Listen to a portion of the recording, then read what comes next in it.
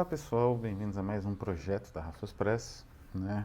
Estamos aí no nosso novo projeto no Catarse, dando início a ele, que é um projeto para trazer para o Brasil este romance, essa aqui é a tradução para o inglês da Wakefield Press, que é o Crisadoc, né?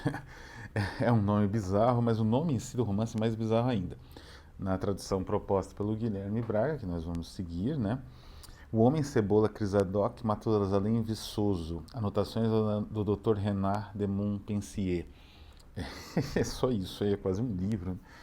E é um romance singularíssimo. A Rafus Press ela se distingue por trazer para o leitor brasileiro romances que são, enfim, produções poéticas, né? Produções narrativas, às vezes até produções relacionadas ao teatro, ao teatro com um viés poético, que são fora de categorizações usuais. Né? Fazemos isso só para ser diferentão ou porque buscamos esse tipo de exotismo, sabe? Exotismo da cultura, né? Não. Esse processo é deliberado porque a nossa editora, a Rafos Press, valoriza a heresia como um pensamento sistemático, por incrível que pareça, né? Uma espécie de contradição de termos.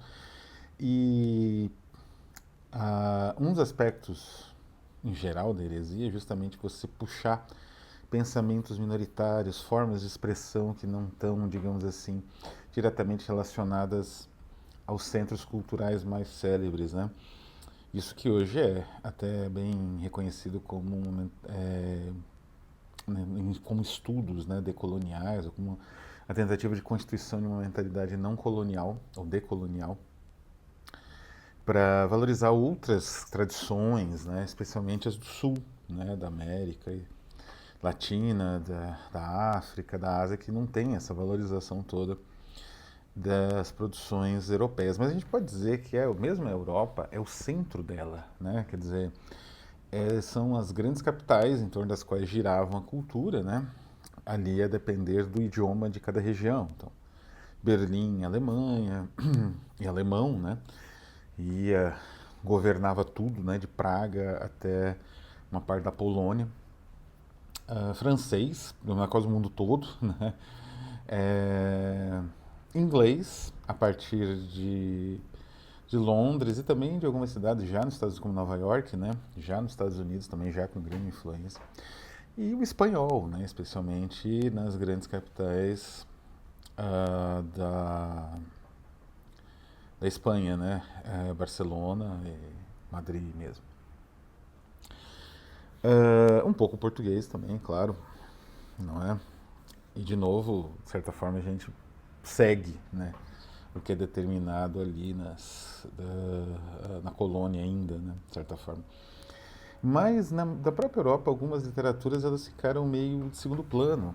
Algumas tradições e que, com o passar do tempo, geraram distorções incríveis, né? Como aí o recente livro publicado pela Ex Machina e Sebo Clepsidra, né? O Poderes das Trevas, que revelou uma versão do Drácula que ninguém nunca parou para ler direito ou comparar, porque era no idioma um pouco fora de mão, nórdico, né?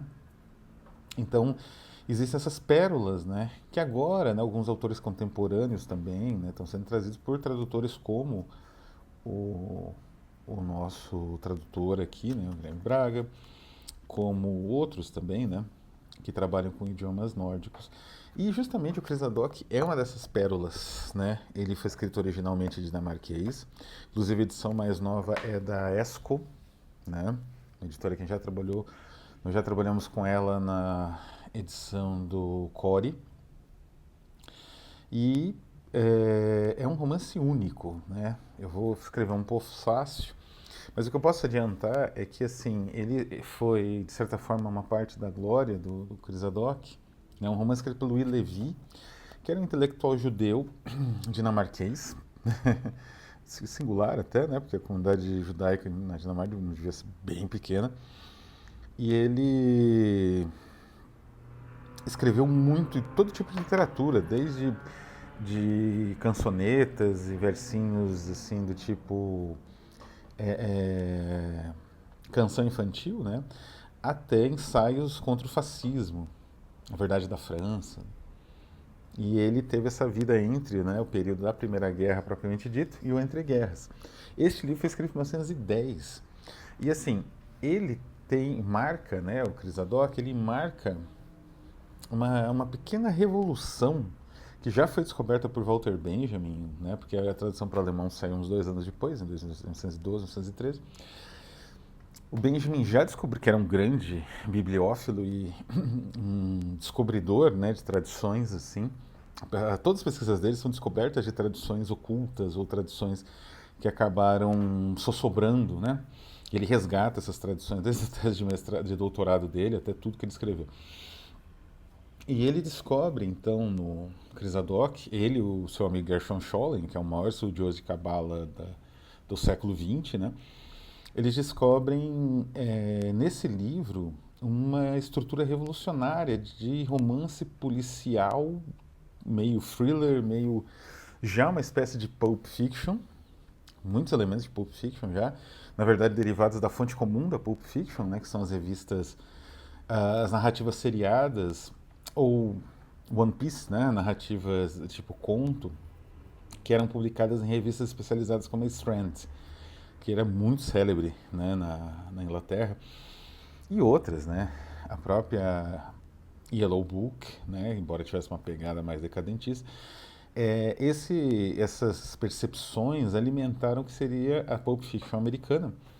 Mas ele já antecipa isso, com esse romance que é uma espécie quase de um pesadelo, de uma montanha russa, não é? E inclusive com elementos muito modernos de narrativa, como os ganchos que puxam, né, os pequenos blocos narrativos. Ele tem ganchos que vão puxando. E esses ganchos são muito bem construídos, assim, com muito suspense, né? É uma coisa que antecipa a narrativa cinematográfica, antecipa o expressionismo alemão, né?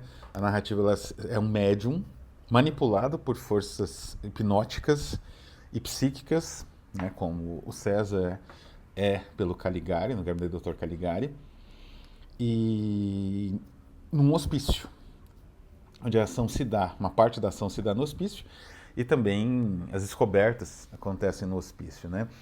Então, eu acredito, inclusive, que o Chris Haddock antecipou, né, o Gabinete do Dr. Caligari, talvez até tenha uma influência indireta, né? O Karl Mayer e o Janowitz não mencionam, mas eles também eram grandes leitores, e os dois roteiristas, né?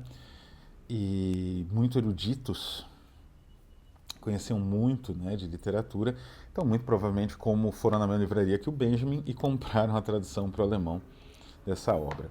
Então, como vocês podem ver, é um romance extremamente revolucionário que, graças à tradução para o alemão, realizada poucos anos depois do lançamento dele, ele pôde realmente, o impacto dele pôde ser sentido já na época em que ele foi lançado, né? E esse impacto foi, digamos assim, é como uma pedra que se joga no meio de um lago, né? Esse impacto foi ampliando. Então, escritores que têm uma aproximação irônica do pulp, como William Burroughs, como Boris Vian, beberam nessa fonte também. Então, este é o livro que nós trazemos, a Raffles Press, né? Um livro revolucionário, de um autor muito singular, muito curioso, com uma obra muito vasta, que deve ter mais tesouros escondidos, né? Precisa ali fazer um resgate. Mas além desse livro... detalhe, o nosso projeto, graças em grande parte ao próprio Guilherme Braga, nosso projeto conseguiu um subsídio, né, um fomento, não muito grande, mas enfim, uma ajuda do próprio governo dinamarquês, né? Então a edição ela vai ter um preço mais em conta, o projeto vai ser mais tranquilo, mais curto. E o nosso foco da Icon, o dinheiro arrecadado, além de tornar, né, vocês vão poder folhear as primeiras páginas e ver já o trabalho que está sendo feito ali no início, né, trabalho gráfico único para esse livro, também as recompensas adicionais. A gente vai trazer dois autores contemporâneos importantíssimos também da Dinamarca, que é o Karin Gawade, que é um autor que eu gosto muitíssimo, A Rafos já lançou pelo menos 3 ou 4 livros dele já, inclusive 2 em inglês, mas esse vai ser em português e o título é Convite para Invocação. O nome disso tudo, e se trata de um romance, na verdade, de uma narrativa de terror ocultista. Coisa finíssima, né? De um dos grandes visionários contemporâneos. Além do Gawad, nós também vamos trazer algumas cópias do Core. Foi o nosso primeiro projeto de tradução direta do dinamarquês, né? E é um projeto muito bonito, teve amplos elogios, né, dos que puderam ler, fazer a resenha, que participaram da campanha. Teve uma campanha no Catarse do Core, então ele volta, uma promoção limitada, e também a gente vai publicar um trecho em prosa, né, um pequeno poema em prosa a respeito dessa loucura polar, né, dessa loucura da neve existente também nos países escandinavos e que muitas vezes se revela, mesmo que, como nesse caso, a ação se passa em Paris, se revela em certos elementos ali e que se consagrou na atualidade, né, nos romances policiais escandinavos, né, e narrativas policiais de um modo geral, audiovisuais também, que tem grande penetração, né, na mídia e tal, e que meio que também trouxeram à baila o interesse, né, por esse universo escandinavo muito peculiar, com tradições culturais muito interessantes e, como eu falei, fora, né, daquele núcleo cultural das grandes potências militares e econômicas, no caso do centro da Europa, que seria a Alemanha. Então é isso, essa é a nossa campanha, espero que todos possam ajudar. Não é? A campanha ela visa sempre tornar o material melhor, poder publicar todo o material, né? Então a gente espera sinceramente conseguir o 100% e esperamos também que mais pessoas possam ter acesso, né? O livro está num preço promocional praticamente, então ele está num preço muito bom. Então quem puder ajudar vai ser ótimo e vai obter, mesmo que seja só o livro, sem as recompensas adicionais. Como eu falei, uma narrativa espetacular, que não perdeu nada, né? Continua influenciando, né? Estou lendo o Maneskin, né? O novo romance do Sion, que saiu no Brasil, que é um autor islandês, e ele tem nitidamente influências do Chris Haddock, em alguns momentos, algumas questões de cinema.